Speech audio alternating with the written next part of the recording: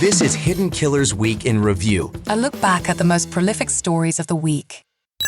This is the Hidden Killers podcast with Tony Brueski. Featuring defense attorney, Hidden Killers daily contributor, and host of the Defense Diaries podcast, Bob Murdaugh. The burden of proof, that is what has been defined very recently in a hearing regarding Alec Murdaugh and the upcoming evidentiary hearing, which will be taking place towards the end of January to decide whether or not Alec Murdaugh gets that new murder trial. The high burden of proof set by former South Carolina Supreme Court Justice Jean Toll. They must prove that the court clerk tampered with the jury and did so with prejudice against Murdaugh. Joining me to discuss, Bob Murdaugh, defense attorney, host of the podcast Defense Diaries. We went into this hearing the other day knowing a lot of dirt on Becky Hill, but at the end of the day, as wide as that road is, it really is pretty narrow. The only area that they're going to be focusing on to determine whether or not Alec does get that new trial or not. Are you surprised by anything that we saw? Not particularly. No. They made it almost an impossible task, because the two arguments, which I think we talked about last time we spoke, was that the defense was saying, look, we don't have to show that what she did affected the jurors in terms of their final decision as far as the verdict goes. That we don't have to do that. All we have to show is she talked to them, she tampered with them, so that she was, discussing the case with the jurors. That's all we have to show. And then we get a retrial. And the judge here said, no, wrong. You do have to show that. You have to, she set a very high burden, very difficult burden. I don't know how in the world they're going to be able to prove that what Becky Hill's intent was. You know what I mean? It's like she's not going to get on the stand and say it. You're going to go to the source, and the source, Becky Hill, is going to say, no, that wasn't my intent. But exactly. What does that mean? And they limited the number of witnesses too. You know what I mean? They shrunk the number of witnesses they can call. If you're going to someone and you're saying, don't believe or don't get caught up in his lies or whatever she said, it was paraphrasing of the allegations. If you say that aloud, wouldn't the intent to that be, don't believe his things, what he's saying? It'd be like me saying to you, I'd like to go get a Big Mac. That sounds really good right now. You would think my intent was to go to McDonald's and get a Big Mac. Now, I may or may not go, but that it's at least expressed that sounds like he thought it was a good idea at that time. I don't know if he went and got one, but it was the intent. It was what he was feeling at that moment. So to try and argue feelings and thoughts, and then have human recall come back and say, yes, this was said this way or that way. You're right. It's a very difficult burden of proof to try and come across to. But is that their goal, though, as well? Of look, we're going to make this nearly impossible. So no matter what's argued, he ain't getting a new trial. It is. I think that's exactly what it was. And, but it's a hardline rule, though. Yeah. That rule is going to stick in South Carolina because it was a finding, and they didn't even allow. They're not going to allow them in this evidentiary hearing to dig into her possible motives for yapping, which was, the book. They're not letting them get into any of that stuff. All that stuff's out. So they made it a very difficult task for them to get him another trial, at least through this avenue. Now, this doesn't affect his ability to be able to. He's going to have many other appellate issues. This was something different. He's going to file a direct appeal. Yeah. And it's going to include everything that was in the trial itself if they're not successful here. So he's not done appealing by a long shot. People don't need to be but those are more challenging. I think when they saw this and they had a couple of jurors come on and said, she was yapping a lot. She was talking, saying this and saying that. They got real excited.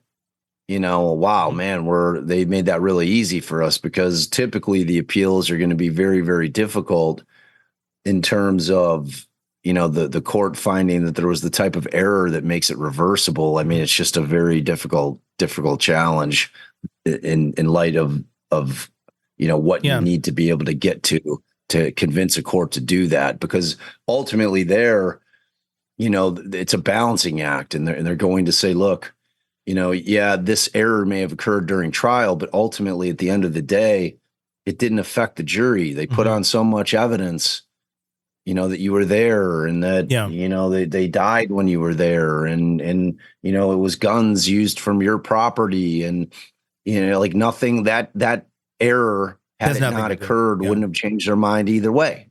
So that's a tough road to hoe too. So I think that they thought that this was their best hope, but I'm just telling people they're going to file. There's going to be a direct appeal.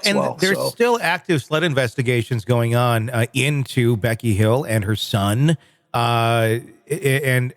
don't know yet if any of that is truly connected to the jury tampering, if it all kind of worked in tandem. I could very easily see the wiretapping having something to do with it, at least trying to get knowledge of who's saying what about Becky or what direction, but we don't have that.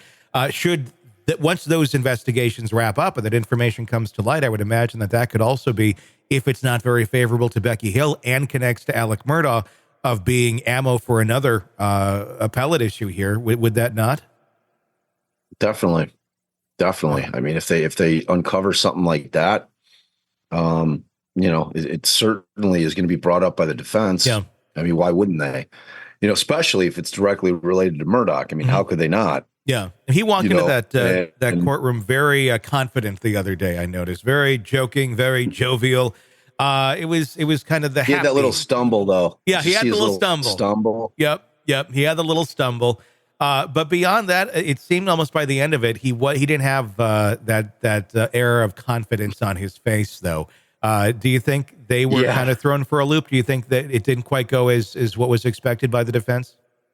Oh yeah, no, I think that Putin and Griffin were probably telling him, and he's a lawyer, he's practiced for a long time. He's different than a normal client that would be kind of sitting there half understanding what's going on, but he understood all of it and he knew that it wasn't good. I mean, it really was a huge gut punch to this whole thing. I mean, they made it to where it's going to be very challenging for them to prevail on it. And especially in light of the fact that, do you know, is it going to be the same judge who just ruled who's hearing the evidentiary hearing? Do you know? I don't know. It's a female. Justice Jean Toll is the one who's going to be presiding over this one.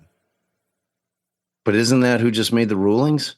Yeah, it is Justice Jean Toll who's going to be presiding over this case. So she's made her rulings. Yeah. And it kind of shows you where her mind's at. It's going to be tough. You're convincing a judge who's made some very constrictive moves, in terms of what they can and can't do. And what their burden is. What do you need at this point? Do you need that juror to go up there and flat out say, yes, this comment that was made by Becky or whatever conversations we had did influence me? Is that about what will need to be proven and nothing less than that? Okay, let's say that's the case here, which it is. I've been bringing this up. I would imagine there's probably some financial incentive for a juror to be the one that derails the Alec Murdaugh verdict. In terms of just like book deals, also there's going to be opportunities. And even if it is completely true that yes, this is how it felt, and this is why I made my decision, or why I didn't make a decision this way. We're talking humans, and humans are inspired or motivated by different things. So, and I have no idea who this juror is. I have no idea what will motivate them. I'm just kind of purely speculating here that it may be advantageous if you'd like to make a quick payday of saying, yes, I think that this definitely this influenced my verdict. You probably should get a new trial on the stand, and boom, you're making some money, and you just made life hell for everyone who has to go through Murdaugh trial number 2. But again, I'm not saying that they would do that, just speculating on there might be some incentive there. Again, to put another crux into this whole case of people that lie. It's not a crazy theory.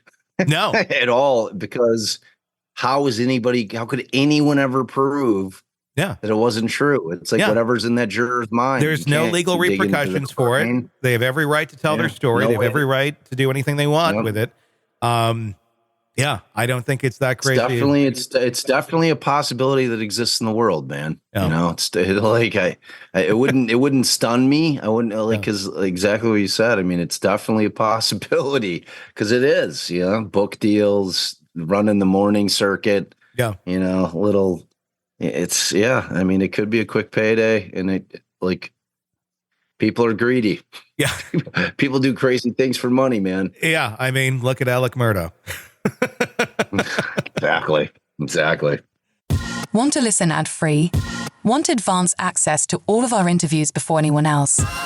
Become a True Crime Today Premium Plus subscriber on Apple Podcasts. You get every episode commercial free. So you can binge on true crime until you can binge no more. Search True Crime Today Premium Plus on Apple Podcasts now, or go to our podcast page and sign up now. More of the Hidden Killers podcast next.